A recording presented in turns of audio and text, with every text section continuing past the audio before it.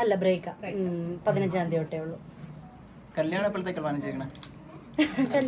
സാധാരണ കുറെ ഈ ആർട്ടിസ്റ്റ് സെലിബ്രിറ്റീസ് എൻഗേജ്മെന്റ് കഴിഞ്ഞ ഒരു വർഷം 2 വർഷം കഴിഞ്ഞാണ്. ഇപ്പൊ ഈ അടുത്ത് റോബിന്റെ കല്യാണം ആണെങ്കിൽ 2 വർഷം കഴിഞ്ഞിട്ടാണ്.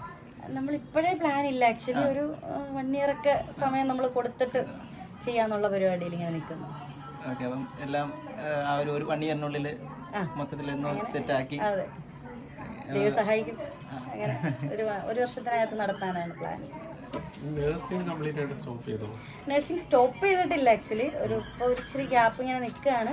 തീർച്ചയായിട്ടും തിരിച്ചു നഴ്സിംഗിലേക്ക് പോകും. ഞാൻ ഇഷ്ടപ്പെട്ടെടുത്ത പ്രൊഫഷനാണ്.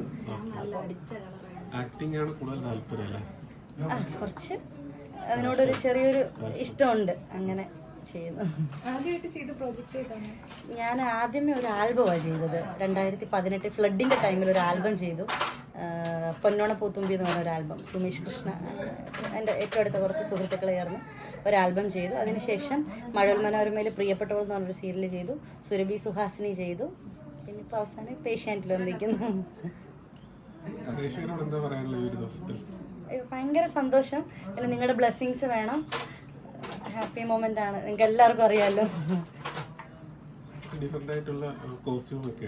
ഇത് ആക്ച്വലി എൻ്റെ ഏറ്റവും അടുത്ത സുഹൃത്തായ അമൃത നായരില്ലേ, അമൃത നായരും റബേക്കയുടെ സ്വന്തം ചമ്മക്കെന്ന് പറഞ്ഞ അവളുടെ ബോട്ടിക്സിന്ന് അവര് ചെയ്തു തന്ന ആണ്.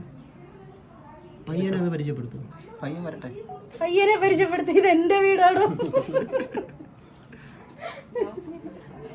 പിന്നെ ഈ ബ്ലൗസ് എനിക്ക് ഒരു 3 ദിവസമായിട്ട് ചെയ്തു തന്നെയാണ് നമ്മുടെ ട്രിവാൻഡ്രത്തുള്ള അലോറ ബൂട്ടിക്സിലെ അബി എന്ന് പറഞ്ഞൊരു പയ്യൻ. ഒരു കൊച്ചു പയ്യനാണ്.